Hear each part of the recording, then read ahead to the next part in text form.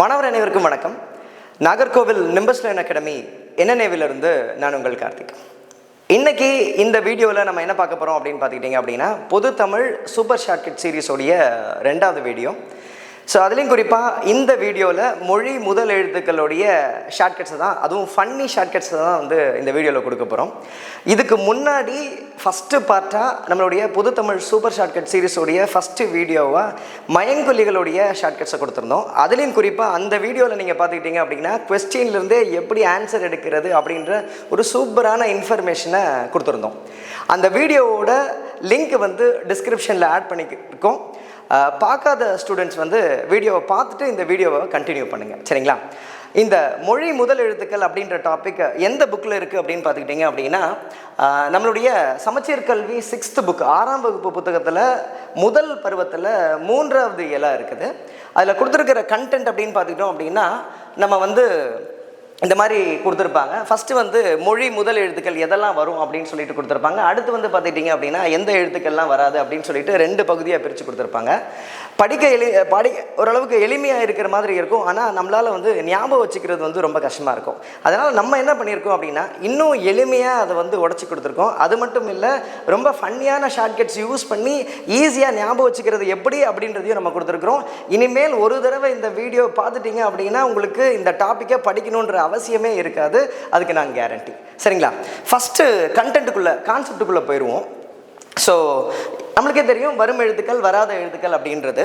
So இதை எப்படி நம்ம பிரிச்சிருக்கோம் அப்படின்னா வரும் எழுத்துக்கள் வராத எழுத்துக்கள் அப்படி மட்டும் பிரிக்கலை. அது மட்டும் இல்லாமல் எந்தெந்த எழுத்துக்களுடைய வரிசை, கா வரிசை அப்படின்னா காக்கா கீக்கி அப்படின்னு இருக்கு இல்லையா, எந்த வரிசையெல்லாம் ஃபுல்லாக வரும், முழுசாக வரும், எல்லா எழுத்துக்களும் வரும், எந்த எழுத்துக்கள்லாம் வராது, கொஞ்சம் எழுத்துக்கள் மட்டும் வரும் அப்படின்ற மாதிரி 2 விதமாக பிரித்து வச்சுருக்கிறோம், சரிங்களா?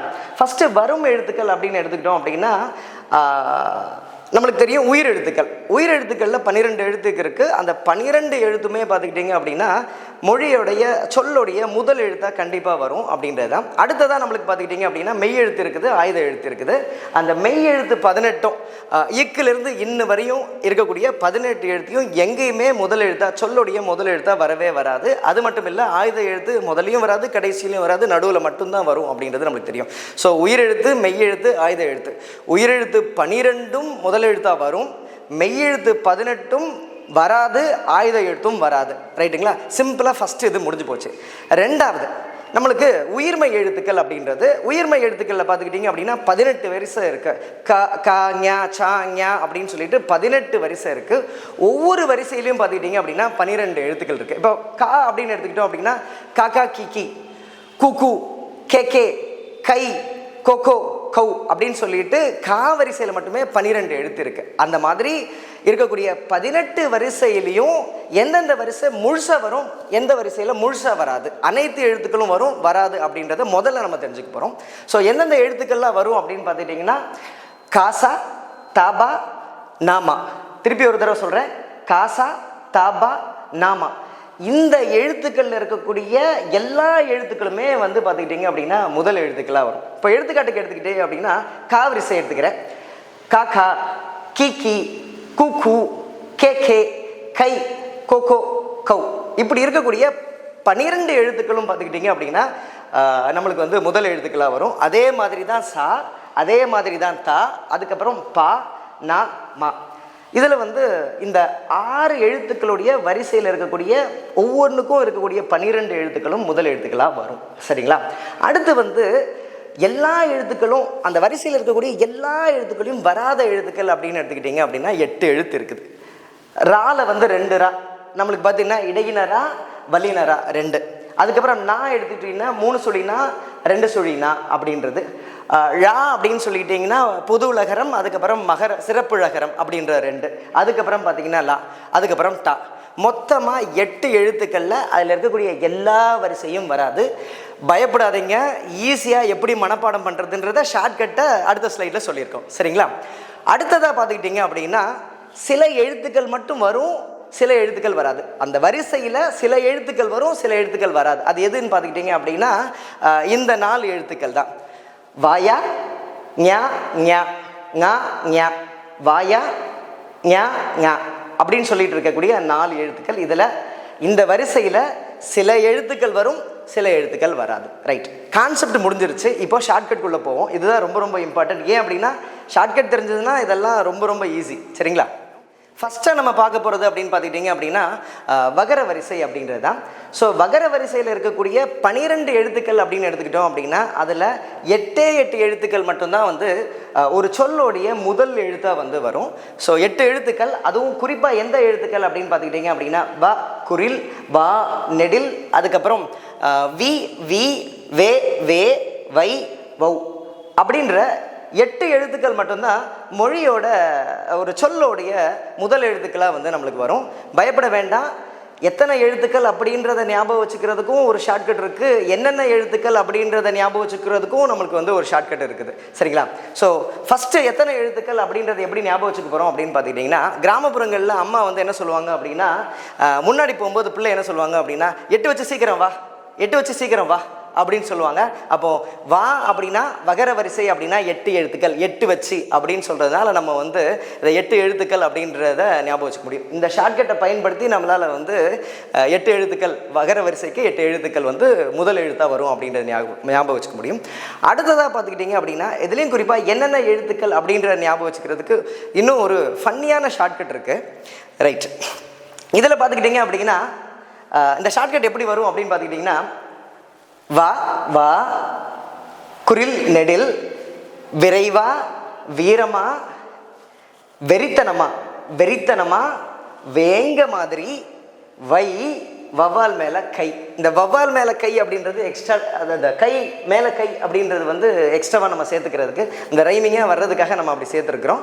அப்போது இந்த 8 எழுத்துக்கள் தான் பார்த்துக்கிட்டிங்க அப்படின்னா முதல் எழுத்துக்களாக வரும். இதுதான் ஷார்ட்கட்டு. திருப்பி ஒரு தடவை சொல்கிறேன். வாவா விரைவா வீரமா, வெறித்தனமா, வேங்க மாதிரி, வை வவ்வால் மேலே கை. திருப்பி ஒரு தடவை சொல்கிறேன். இப்படி தான் ஞாபகம் வச்சுக்கணும். திருப்பி 2 தடவை சொல்லி பார்த்துக்கிட்டீங்க அப்படின்னா கண்டிப்பாக லைஃப் டைமுக்கு இது மறக்கவே மறக்காது, படிக்கணுன்ற அவசியமே இருக்காது. வாவா விரைவா வீரமா, வெறித்தனமா, வேங்க மாதிரி, வை வவ்வால் மேலே கை.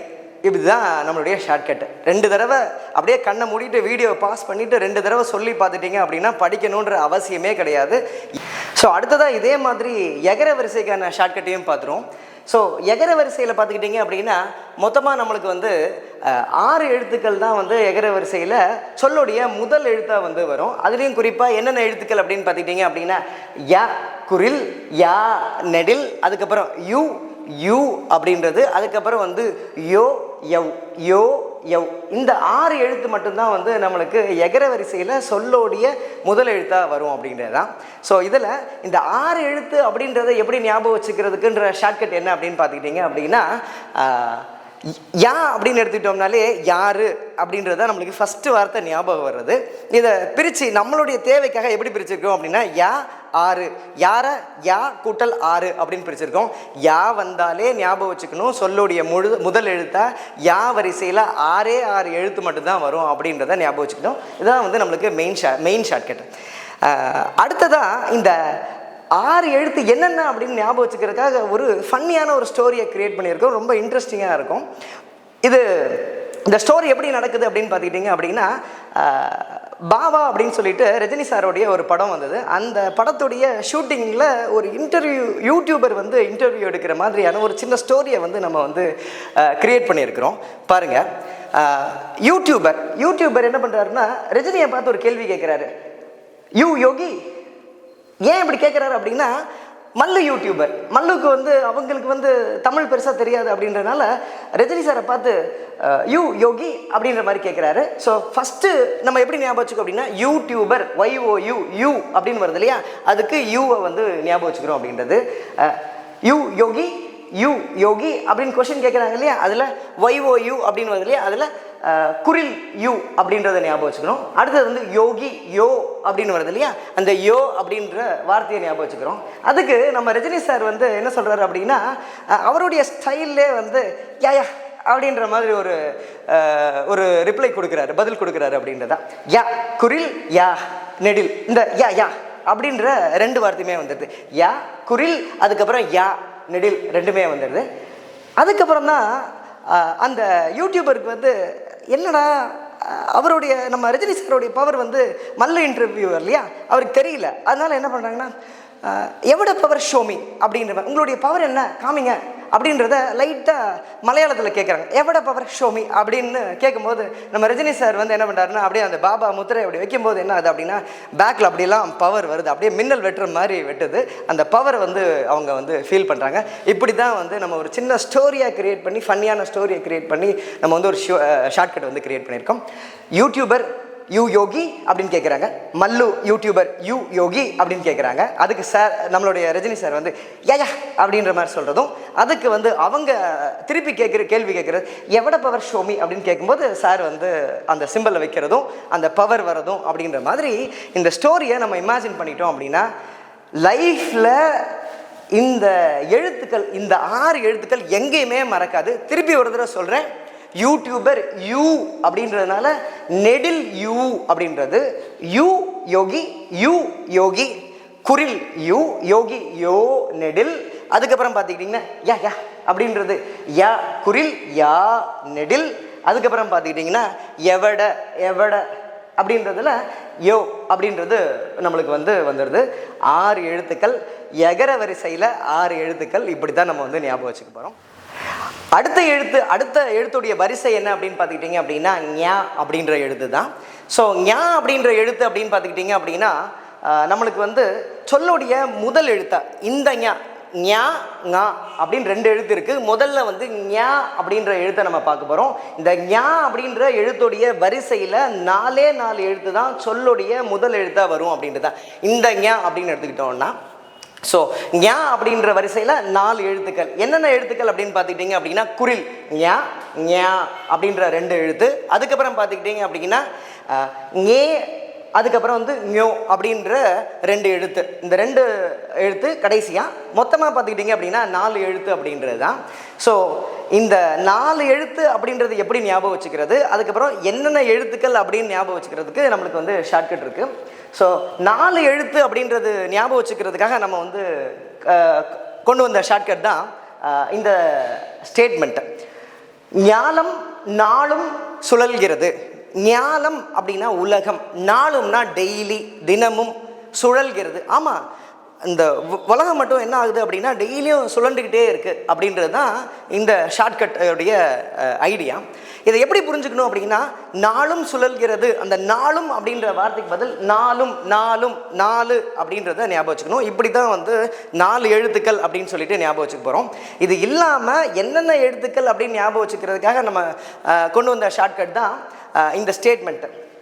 ஞா ஞா குரில் ஞா என்ற ஞாலம் ஞாலம் நெடில் ஒன்றுதான்.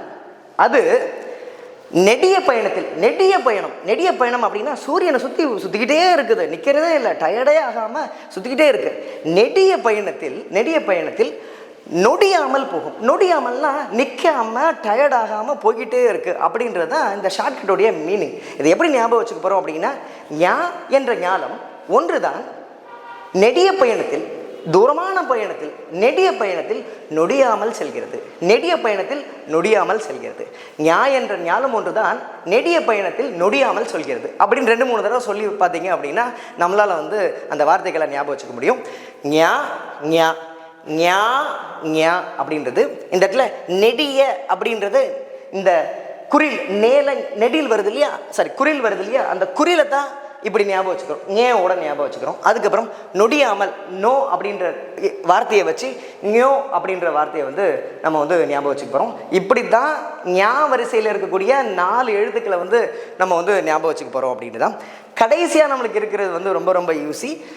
அது வந்து ஞா அப்படின்னு சொல்லிட்டு காக்கு அடுத்து வரக்கூடிய ஞா அப்படின்னு சொல்லக்கூடிய வார்த்தை. ஸோ இந்த வரிசையில் பார்த்துக்கிட்டிங்க அப்படின்னா ஒரே ஒரு எழுத்து தான், இந்த ஞா அப்படின்ற ஒரே ஒரு எழுத்து மட்டும்தான், ஃபஸ்ட்டு எழுத்து. இங்கு கூட்டல் ஆ ஞா அப்படின்னு சொல்லக்கூடிய ஒரே ஒரு உயிர்மை எழுத்து மட்டும்தான் சொல்லுடைய முதல் எழுத்தாக வரும். அதுவும் குறிப்பாக பார்த்துக்கிட்டிங்க அப்படின்னா சுட்டெழுத்து ஆ இ அப்படின்னு சொல்லக்கூடிய சுட்டெழுத்துக்கு அடுத்ததா, இல்லை அப்படின்னு பார்த்தீங்கன்னா வினா எழுத்து ஏ அப்படின்னு சொல்கிற வினா எழுத்துக்கு அடுத்ததாக வந்து அங்கனம் இங்கனம் அப்படின்ற மாதிரி அதோடைய தொடர்ச்சியாக சொல்லுடைய முதல் எழுத்தாக வர்றதுக்கான வாய்ப்பு இருக்குது. ஸோ இந்த ங ரெண்டாவது எழுத்து ஒரே ஒரு எழுத்தாக வர்றது மட்டும்தான் வாய்ப்பு இருக்குது. சொல்லுடைய முதல் எழுத்தாக ஒரே ஒரு எழுத்து, அந்த வரிசையில் ஒரே ஒரு எழுத்து மட்டும்தான் வரும் அப்படின்ட்டு தான். ஸோ இதுவரையும் என்னென்ன எழுத்துக்கள் வந்து சொல்லுடைய முதல் எழுத்தாக வரும் அப்படின்னு பார்த்தோம். ஸோ ஃபஸ்ட்டு பார்த்துக்கிட்டிங்க அப்படின்னா உயிரெழுத்துக்களுடைய 12 எழுத்தும் ஆ முதல் அவு வரையும் இருக்கக்கூடிய 12 எழுத்துமே வந்து சொல்லுடைய முதல் எழுத்தாக வரும் அப்படின்றத பார்த்தோம். ரெண்டாவதாக பார்த்துக்கிட்டோம் அப்படின்னா இந்த 6 எழுத்துக்களுடைய வரிசை காசா தாப்பா நா மா, இந்த 6 எழுத்துக்களுடைய எல்லா வரிசையில் வரக்கூடிய எழுத்துக்களுமே வந்து நம்மளுக்கு சொல்லுடைய முதல் எழுத்தாக வரும் அப்படின்னு பார்த்தோம். அதுக்கப்புறம் பார்த்திங்கன்னா அந்த வரிசையில் சில சொற்கள் மட்டும் வரக்கூடிய எழுத்துக்கள் என்ன அப்படின்றதையும் பார்த்தோம். ஸோ வா யா ஞா ங அப்படின்னு சொல்லக்கூடிய 4 எழுத்துக்களுடைய வரிசையில் சில எழுத்துக்கள் மட்டும்தான் சொல்லுடைய முதல் எழுத்தாக வரும் அப்படின்றத பார்த்தோம். மீதி எழுத்துக்கள் வராது அப்படின்றத இதில் குறிப்பிட்டிருக்கோம் அப்படின்றத. அப்போ சொல்லுடைய முதல் எழுத்துக்களாக வராத எழுத்துக்கள் அப்படின்னு எடுத்துக்கிட்டோம்னா முதல்ல நம்மளுக்கு தெரியும் மெய் எழுத்துக்கள் இக்கிலிருந்து இன்ன வரையும் இருக்கக்கூடிய 18 எழுத்துமே வராது அப்படின்னு தெரியும். அதுக்கப்புறம் ஆயுத எழுத்து அக்கும் வந்து சொல்லுடைய முதல் எழுத்தாக வரவே வராது, அதுவும் வந்து நம்மளுக்கு தெரியும் அப்படின்றதான். அடுத்ததாக பார்த்துக்கிட்டிங்க அப்படின்னா சில எழுத்துக்கள் இதில் குறிப்பிட்டிருக்கக்கூடிய 8 எழுத்துக்களுடைய வரிசையில் இருக்கக்கூடிய எல்லா எழுத்துமே வராது. என்னென்ன எழுத்துக்கள் அதோடைய வரிசை அப்படின்னு பார்த்துக்கிட்டோம் அப்படின்னா முதல்ல லா லா ழ, வகர லகரம் நகர லகரம், அதுக்கப்புறம் பார்த்துக்கிட்டிங்கன்னா மகர லகரம் அப்படின்றது தான். தனி லகரம்னு சொல்லுவாங்க, இல்லைன்னா பொது லகரம் அப்படின்னு சொல்லுவாங்க, இல்லைன்னா சிறப்பு லகரம் அப்படின்னு சொல்லுவாங்க. இந்த 3 எழுத்துக்களில் இருக்கக்கூடிய எல்லா அது வரிசையில் இருக்கக்கூடிய எல்லா எழுத்துக்களுமே வராது அப்படின்றது தான். அடுத்ததாக பார்த்துக்கிட்டிங்கன்னா டா நம்மளுக்கு தெரியும். டால இருக்கக்கூடிய எந்த எழுத்து அந்த வரிசையில் இருக்கக்கூடிய எந்த எழுத்துமே முதல் எழுத்தாக வராது. டீச்சர் அப்படின்னு சொல்கிறவர் கூட டி அப்படின்னு வருது இல்லையா, அது தமிழ் எழுத்து கிடையாது அப்படின்றது நம்மளுக்கு தெரியும். டால வரக்கூடிய எந்த எழுத்து அந்த வரிசையில் வரக்கூடிய எந்த எழுத்துமே வராது. அடுத்ததாக பார்த்துக்கிட்டிங்க அப்படின்னா நம்மளுக்கு வந்து ரா அப்படின்னு எடுத்துக்கிட்டோம்னா 2 ரா இருக்குது. ஒன்று வந்து இடையின ரகரம், அதுக்கப்புறம் வந்து வல்லின ரகரம் ரா, அதுக்கப்புறம் வல்லின ரகரம் ரா அப்படின்னு சொல்லிட்டு 2 ரா இருக்குது. அந்த எழுத்துக்களும் வராது. அது இல்லாமல் 2 நா அந்த வரிசையில் இருக்கக்கூடிய எழுத்துக்களும் வராது. ஒன்று வந்து பார்த்துக்கிட்டிங்கன்னா டன் நகரம் அப்படின்ற 3 சுழினா அது வராது. அதுக்கப்புறம் பார்த்துக்கிட்டிங்கன்னா ரன் நகரத்தில் வரக்கூடிய நான் அந்த 2 சுழினாவும் பார்த்துக்கிட்டிங்க அப்படின்னா சொல்லுடைய முதல் எழுத்தாக அந்த வரிசையில் இருக்கக்கூடிய எந்த எழுத்துமே வராது அப்படின்றது தெரியும். இது கேட்குறது கொஞ்சம் ஈஸியாக இருக்கிற மாதிரி இருக்கும், ஆனால் மறந்து போயிடும். அதுக்காக என்ன பண்ணியிருக்கோம் அப்படின்னா இதுக்கும் ஒரு சிம்பிளாக ஒரு படத்தோடைய பேரை வச்சு ஒரு ஷார்ட்கட் வந்து ரெடி பண்ணியிருக்கிறோம். வாங்க பார்க்கலாம். ஸோ இதில் பார்த்துக்கிட்டிங்க அப்படின்னா நம்மளுக்கு வந்து மொத்தமாக 8 எழுத்து வருது. ரா ரா, அதுக்கப்புறம் பார்த்திங்கன்னா லா லா ழா டா நா, இவ்வளவு எழுத்து வருது. இதை எப்படி ஞாபகம் வச்சுக்க போகிறோம் அப்படின்னா சிம்பிளாக வந்து ஒரு வார்த்தை வந்து பயன்படுத்துகிறோம். ஒரு மெயின் ஷார்ட்கட்டாக நம்ம என்ன பயன்படுத்துகிறோம் அப்படின்னு பார்த்தீங்கன்னா ராலா டானா அப்படின்ற மாதிரி ஞாபகம் வச்சுக்கிறோம். ராலா டானா. இப்போ இந்த ஷார்ட்கட்டில் இந்த ரா வந்து எதை குறிக்குது அப்படின்னா 2 இடையின ராவையும் குறிக்குது, வல்லின ராவையும் குறிக்குது. அடுத்து இந்த லா வந்து 3 லாவையும் குறிக்குது. லா லா ழா 3த்தையுமே குறிக்குது அப்படின்ற மாதிரி நம்ம ஞாபகம் வச்சுக்கணும். டா ஒன்றே தான் இருக்குது, பிரச்சனை இல்லை. இந்த நா அப்படின்றது வந்து டன்னகரத்தையும் குறிக்குது, ரன்னகரத்தையும் குறிக்குது. அப்போ மொத்தமாக 8 எழுத்துக்களையும் இந்த வார்த்தையால் நம்மளால் ஞாபகம் வச்சுக்க முடியும். ராலா டானா. இது எப்படி வந்து ஞாபகம் வச்சுக்கிறது? இது வந்து கடைசியில் வராது இந்த எழுத்துக்கள் அப்படின்றத எப்படி ஞாபகம் வச்சுக்க போகிறோம் அப்படின்னா சமீபத்தில் ஒரு படம் வந்தது டானாக்காரன். சமீபம் இல்லை, கொஞ்சம் வருஷத்துக்கு முன்னாடி ஒரு படம் வந்தது டானாக்காரன் அப்படின்றது. அதில் வந்து பார்த்துக்கிட்டிங்க அப்படின்னா போலீஸ் ட்ரைனிங்கில் டானாக்காரங்கள் இருப்பாங்க. ட்ரைனிங் வரவங்களை வந்து ரொம்ப கொடுமைப்படுத்துவாங்க. அதுலேயும் குறிப்பாக ஹீரோ என்ன சொல்லுவாப்புலன்னா ரொம்ப கொடுமைப்படுத்தாப்புல, நீ கூப்பிட்டா கூட முன்னாடி வரக்கூடாது, நானே உன்னை கூப்பிட்டா கூட நீ முன்னாடி வரக்கூடாது அப்படின்னு சொல்லுவாப்புல. ராலானா தெலுங்குல ரா அப்படின்னா தெலுங்குல வான்னு அர்த்தம். ராலா அப்படின்னா வா அப்படின்னு அர்த்தம். ராலா டானான்னு கூப்பிட்டா கூட நீ முதல்ல வரக்கூடாது. இந்த மூவியை வச்சு இந்த படத்தை வச்சு ஞாபகம் வச்சுக்கிறோம். ஏன்னா டானாக்காரனில் அப்படி தான் இருக்கும். அவனை போட்டு பாடாப்படுத்துவாங்க. நானே வந்து கூப்பிட்டா கூட நீ முன்ன வந்து நிற்கக்கூடாது, முன்ன வந்து மரியாதை எடுத்துக்கூடாது அப்படின்றத. ராலா டானான்னு கூப்பிட்டா கூட நீ முதல்ல வரக்கூடாது. இது எப்படி ஞாபகம் வச்சுக்கிறோம்னா ராலா டானா அப்படின்ற எழுத்துக்கள் சொல்லுடைய முதல் எழுத்துக்களாக வராது அப்படின்றது தான் இந்த ஷார்ட்கட். சரிங்களா? ஷார்ட்கட் எல்லாமே முடிஞ்சிருச்சு. இப்போ வந்து எப்படி ரீகால் பண்ணணும் அப்படின்றது தான் சொல்லி தர போகிறேன். இப்படி தான் நீங்களும் ரீகால் பண்ணணும், சரிங்களா? ஓகே. ஸோ ஃபஸ்ட்டு வந்து வா அப்படின்னு எடுத்துக்கிட்டோம் அப்படின்னா எத்தனை எழுத்து? 8 எழுத்து. 8 வச்சு வா அப்படின்றது தான் ஷார்ட்கட்டு. என்னென்ன எழுத்து அப்படின்னு பார்த்துக்கிட்டிங்க அப்படின்னா வாவா, விரைவா, வீரமா, வெறித்தனமா, வேங்க மாதிரி, வை, வவால் மேலே கை. முடிஞ்சிச்சா? ரெண்டாவது பார்த்துக்கிட்டிங்க அப்படின்னா யா. யால எத்தனை எழுத்து அப்படின்னு பார்த்துக்கிட்டிங்கன்னா 6 எழுத்து. அதுக்கு மெயின் ஷார்ட்கட் என்ன அப்படின்னு பார்த்துக்கிட்டிங்கன்னா யார். யார் அந்த யார் அப்படின்னா நம்ம தலைவர். இந்த தலைவர், நம்ம தலைவர் என்ன சொல்கிறாரு அப்படின்னு பார்த்துக்கிட்டிங்கன்னா யா அப்படின்னு சொல்கிறாரு. எப்போ சொல்கிறாரு அப்படின்னு பார்த்துக்கிட்டிங்க அப்படின்னா மல்லு யூடியூபர், அறிவு யோகி, எவட பவர் ஷோமி அப்படின்னு சொல்லும்போது யா அப்படின்னு சொல்கிறாரு. அதுதான் வந்து அதுக்கான ஷார்ட்கட். அடுத்ததாக பார்த்துக்கிட்டிங்க அப்படின்னா ஞா அப்படின்னு எடுத்துக்கிட்டோம் அப்படின்னா ஞா நம்மளுக்கு தெரியும் 4 எழுத்துக்கு. 4 எழுத்துக்கான ஷார்ட்கட் என்ன அப்படின்னா ஞானம் நாளும் சுழல்கிறது அப்படின்றது நம்மளுக்கு தெரியும். அது என்னென்ன எழுத்துக்கள் அப்படின்றதுக்கான ஷார்ட்கட் என்ன அப்படின்னு பார்த்துக்கிட்டிங்கன்னா ஞா என்ற ஞானம் ஒன்றுதான் நெடிய பயணத்தில் நொடியாமல் செல்கிறது. ஞா என்ற ஞானம் ஒன்றுதான் நெடிய பயணத்தில் நொடியாமல் செல்கிறது. முடிஞ்சு போச்சு, ரைட். அடுத்ததாக பார்த்துக்கிட்டிங்க அப்படின்னா இந்த எந்தெந்த எழுத்துக்கள் வராது அப்படின்றதுக்கான ஷார்ட்கட் என்ன அப்படின்னு பார்த்துக்கிட்டிங்க அப்படின்னா ராலா டானா அப்படின்னு கூப்பிட்டா கூட முதல்ல வந்து நிற்கக்கூடாது. ராலா டானா அப்படின்னு கூப்பிட்டா கூட முதல்ல வந்து நிற்கக்கூடாது, ரைட்டுங்களா? ஸோ இப்படி தான் நீங்கள் ரீகால் பண்ணணும். புக்கையே எடுக்கக்கூடாது. தப்பு பண்ணுறதுக்கான வாய்ப்பே இல்லை.